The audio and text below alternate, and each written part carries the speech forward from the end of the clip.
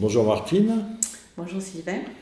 Donc on est ici au siège de l'Institut AMA qui propose des soins et des formations en santé humaniste. Est-ce que tu peux nous dire en deux mots ce qu'est la santé humaniste? Alors en deux mots, je vais essayer. La santé humaniste, c'est une approche globale de l'être humain qui prend en considération tout ce qui constitue un être humain, à savoir son corps, mais aussi l'énergie de vie qui anime son corps, et aussi bien sûr toute sa sphère émotionnelle et psychique. On prend également en considération l'environnement de l'être humain, à savoir les différentes personnes avec lesquelles il relationne, puisqu'il y aura un impact, il peut y avoir un impact émotionnel aussi en lien avec les relations. La santé humaniste, est-ce que c'est une méthode que tu connaissais ou c'est toi qui as créé cette méthode? Quel était un peu le parcours? Alors la santé humaniste, en fait, c'est une méthode qui a vu le jour lorsque j'étais médecin homéopathe, parce que quand je me suis installée, j'ai vite compris qu'il me manquait vraiment des connaissances que la faculté ne m'avait pas données. Et donc j'ai fait des recherches et je me suis formée à tout un tas de choses. Donc je suis allée explorer la médecine chinoise, je suis allée explorer la médecine ayurvédique, et puis j'ai fait des formations en médecine énergétique, où là j'ai senti à quel point c'était vibrant et juste pour moi. Et quand j'étais dans mon cabinet avec les patients qui venaient me voir, j'ai eu envie d'expérimenter tout ça. Parallèlement à tout ça, j'ai commencé aussi à cette époque-là un travail sur moi parce que j'étais complètement dévastée à cette époque-là. J'avais besoin de me reconstruire et ça m'a permis aussi de me comprendre, de comprendre comment je fonctionnais. Et j'ai pu aussi voir que finalement les individus, on a quelque chose de commun, tous autant que l'on est, qui sont nos émotions. Alors j'ai mis en application à la fois ce que j'apprenais dans mes formations et ce que je découvrais de moi dans mon travail intérieur. Je l'ai mis en application avec les patients dans mon cabinet. Et de fil en aiguille, sans le vouloir en fait, il y a une méthode qui s'est construite, qui s'est créée, qui m'a montré qu'il y avait des résultats au-delà de ce que je pouvais imaginer dans toutes les pathologies, que ce soit des pathologies légères ou des pathologies plus graves, que ce soit des problèmes physiques ou des problèmes plus d'ordre émotionnel. Et je me suis mise donc à travailler ainsi pendant à peu près 15 ans avec tous les patients qui venaient me voir, quel que soit leur âge et quelle que soit leur pathologie. Je faisais bien sûr mon examen médical, mais en plus je prenais systématiquement leur pouls et j'utilisais cette façon de traiter. Voilà, alors au début je ne savais pas que ça allait devenir une méthode, puisque je ne savais pas encore que j'allais l'enseigner. Mais lorsque est venu le moment de l'enseigner, il a fallu que je la nomme, que je la baptise. Et je l'ai donc baptisée la santé humaniste. Pourquoi? Parce qu'on va s'intéresser à la santé, on va remettre l'état de santé en place, on va pas que s'intéresser à traiter une pathologie. Et puis humaniste parce que l'humain est au cœur et qu'on s'occupe de l'être humain dans tout ce qu'il est. Et nous le faisons avec les valeurs humaines que nous portons, à savoir l'écoute, le respect, la bienveillance, l'empathie. D'accord.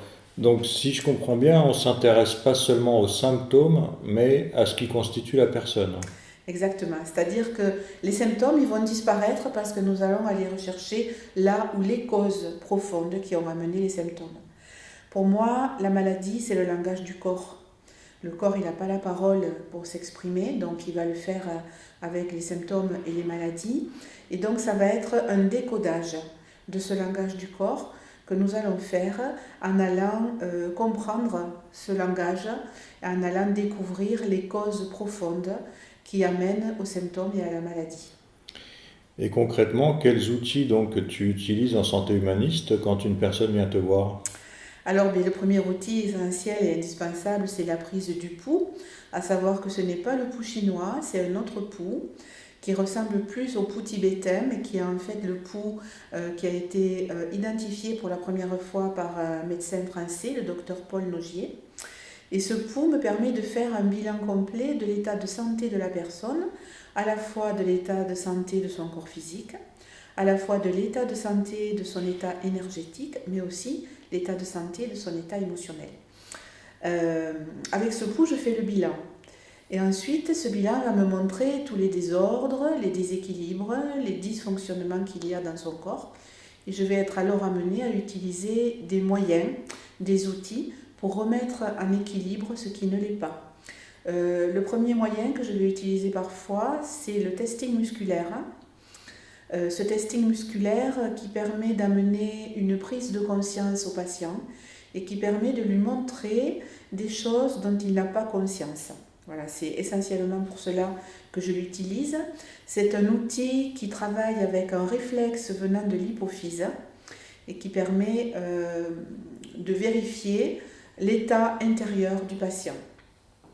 Le deuxième outil, ça va être la digitoponcture, qui est une ancienne méthode traditionnelle chinoise qui va consister à masser des points situés sur les méridiens d'acupuncture. Ces massages vont avoir pour but de relancer l'énergie dans les zones du corps où elle est bloquée.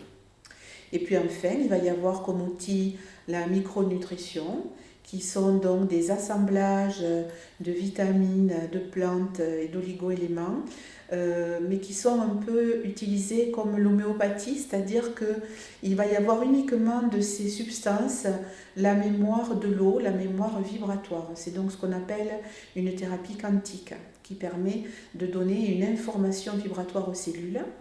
Et puis bien sûr aussi toutes les prises de conscience que nous allons accompagner le patient à faire, et parfois aussi un travail beaucoup plus profond sur un plan émotionnel pour aller vraiment guérir et réparer des mémoires de son histoire. C'est ce que tu m'avais évoqué en préparant cette interview quand tu me parlais de la mise en mots. Oui, c'est ça. La mise à mots est une étape importante de la consultation qui va permettre d'expliquer au patient ce que nous avons eu comme information en prenant le pouls.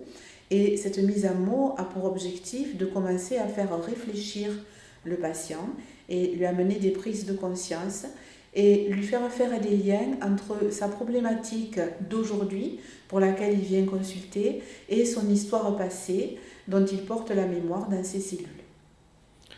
Et je te remercie Martine, je crois qu'on a fait un bon petit tour de ce que représente la santé humaniste et longue vie à l'Institut. Merci Sylvain.